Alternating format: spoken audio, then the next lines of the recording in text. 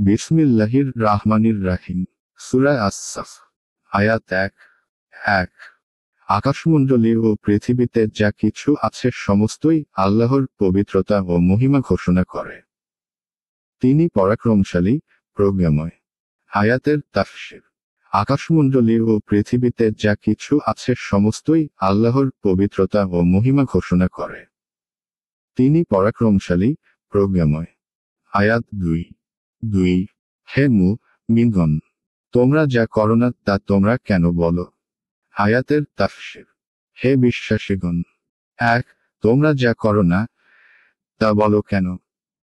১ এখানে সম্বোধন যদিও ব্যাপক, তবুও প্রকৃতপক্ষে সেই মুমিনদেরকেই লক্ষ্য করে বলা হয়েছে, যারা বলাবলি করছিলেন যে, আমরা যদি আল্লাহর কাছে সর্বাধিক প্রিয় কাজ কি জানতে পারি, তাহলে আমরা তা করব।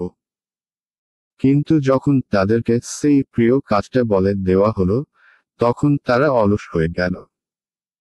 তাই তাদেরকে ধমক দেওয়া হচ্ছে যে, কল্যাণকর যেসব কথা বলো, তা করো না কেন?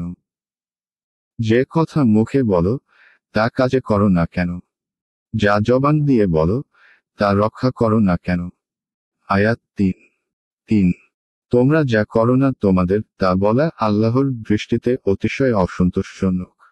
আয়াতের তাফসীর।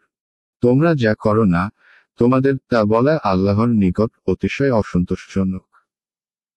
১ এখানে আরো তাকিদ করে বলা হয়েছে যে, এই ধরনের লোকদের প্রতি আল্লাহ চরম অসন্তুষ্ট হন।